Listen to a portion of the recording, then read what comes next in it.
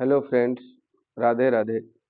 हम सामान्य बोलचाल में रोज बोल देते हैं पूरे रास्ते। वो पूरे रास्ते हंसता रहा, वो पूरे रास्ते बात करता रहा। इसके लिए हम क्या ट्रांसलेट करेंगे?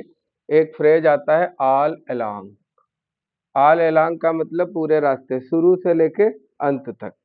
जैसे वो पूरे रास्ते मेरे साथ रहा, तो he was with me all along. वह पूरे रास्ते बात करता रहा या बातें करता रहा, तो he kept talking all along.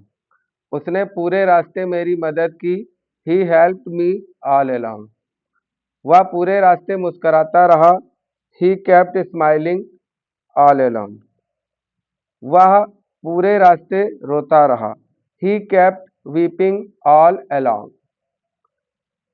इसी तरह के अच्छे फैक्ट जानने के लिए आप हमारे चैनल को सब्सक्राइब करें, वीडियो को लाइक करें, शेयर करें।